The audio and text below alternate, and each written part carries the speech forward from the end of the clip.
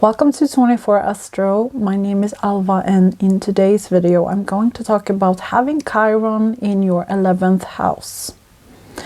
And this is my own placement. Every time that I'm doing a video on my own placement, I will say it so that you know that I'm talking from experience.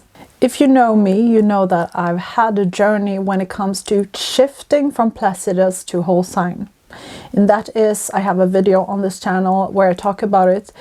I shifted to using whole signs since Placidus is a bit, you have to have the precise timing and you cannot trust that the hospital puts down the exact minutes, which was my case. So the hospital didn't have the correct time for me on my birth certificate.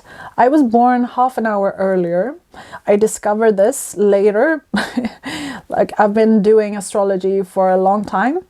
And then I discovered it and it shifted a lot of planets in my natal chart. So when I had that experience, after that I decided to stick to whole signs, especially when I do readings, since it can differ a lot. And for me, I had my Chiron in the 9th house in Placidus. When I was starting out, I was trying the different house system to feel into why do some people use whole signs and why do some people use Placidus, and like trying to be a bit more objective. And every time that I looked at my chart with the lens of whole sign system, I saw the Chiron in the 11th and I had resistance. And I think that is a very a clear distinction, or a clear ego denial, that I did not want to think of my life path has a journey of having a woundedness when it comes to the collective. But I know I had resistance because it was dissociation happening in me. I knew this was true, but I didn't want to admit it. And in my journey, this has manifested in a form that I always feel alienated when in a group. I always feel odd. I always project fear onto the collective. I have this image, or I don't have it that much anymore, but there's still ghosts in my mind. I project being the outsider, being the odd one out, not being at home with other people.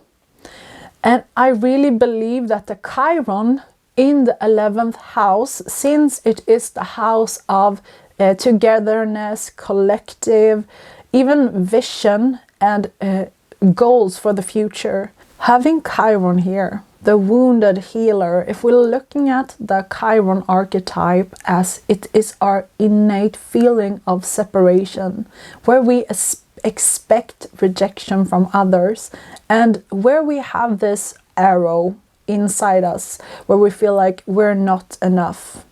We feel this separation. And when we have it here in this house, it is this deep feeling of not being the same as other people. And this is such a I can feel this is a harsh wounding.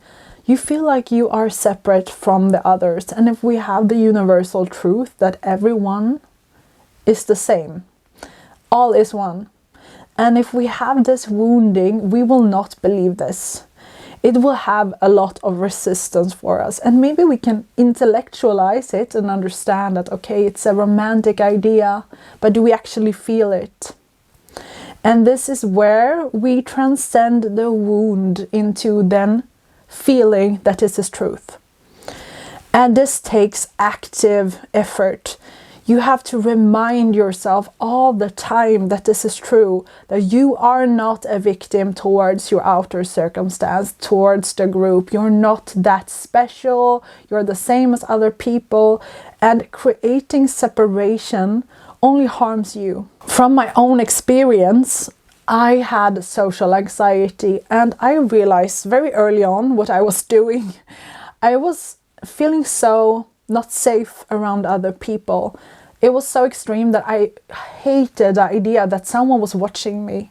So when I was out and I saw a person from across the room, or if I was outside, if I felt another human being going against me, I would project all of my ideas, all of my separationness, all my separateness onto them and believe that they hated me, that they were thinking so many terrible things about me, and that it just felt so painful that I projected, like I felt their hatred because it was projected, it was not the truth. And I believed that if I know this is weird and this is illogical, but this is how my child's mind tried to protect itself. I believed that if I created enough resistance inside me, if I look angry enough, if I looked like I was shy, or if I looked like I didn't care, if I tried everything on, like all of the heaviness, I was just like repelling my energy so that they would leave me alone. And this sounds, I feel it now, it sounds very sad, and I was suffering a lot at this time. But this was my protection mechanism from other people. It was such a harsh wound that I felt so alone, so separate, and I was just sending out hatred, negativity, so that they would be repelled and leave me alone. And this is Chiron in the 11th, and it will take effort. It will take effort, and I would say to try to remind yourself that everyone is your family. Just use it as affirmations, and you will not believe it. A part of you will not believe it, but if you stick to it and carry it with you, that you remind yourself, everyone is my family, I am the same as that person, and you keep that idea in your mind while you also have that inner child idea that they're separate from me, I feel like a loner, I feel like you have both ideas in your mind, and you can carry them both instead of just having that separate nagging idea that you are not welcomed by society, the collective, and you're so weird. If you carry both, you can imagine it will even out the playing field a bit, instead of just having this voice all the time. So this is the first idea of just inviting in a new objective, a new narrative. This can also be that you have a wounding when it comes to finding your place in the world. You're not sure of what is the purpose of your being. You don't know where your place is as a ego towards the other. You don't know what you're supposed to do with your life. You might have this wounding when it comes to your position in the world. And that again is your ego's, your inner child's idea that you are not worthy. Whichever also zodiac sign you have here will shape this a bit different. So it depends also on what sign you have here, what sign you have your Chiron in. But the idea of the inner child, or your more fragile, vulnerable part of being in the state of expecting rejection from the collective, that creates a filtering effect when it comes to how you manifest your dreams. So that can be a hindrance, a real hindrance, and also that also acquires or demands that you are working against your idea of separateness, your alien feelings when it comes to your position in the collective, and you need again to work with your idea of when you are a victim towards the collective. And that is really the main thing here. Where are you the victim? Where are you creating, just projecting the future of they will not accept me, or I'm so strange? And it's really what it comes down to is recognizing the energetic pattern towards yourself, imagine your ego, towards the collective, towards humanity. And you can do that in different ways. You can register and think about your idea of how does it feel when you are on social media. Do you get ideas or feelings that you are excluded? How is it at work with your colleagues? Do you feel excluded there? How does it feel when you think about your vision, your goals, what you want to do in the world. How does it feel when you think about your ego, your persona's position in the world? Because the 11th house is the self in relationship to the other, to the collective. And that doesn't mean you towards your friend or friends even. It means towards the whole of humanity. This is a very different thing. So it doesn't mean your family, because that's another domain. That can be the 4th house or even the 7th if we're talking about relationships one-on-one. But the 11th house is more this group, collective, the entity, the energy of the whole. To work on your relationship when it comes to the collective and transcending it and making it a bit lighter can be getting in contact with the collective spirit in an objective way. So focusing on the positive side of togetherness, community, like tapping into the positive expression of what it means to be in a community, finding your own community. It can be on YouTube, finding like-minded people and realizing you're not alone.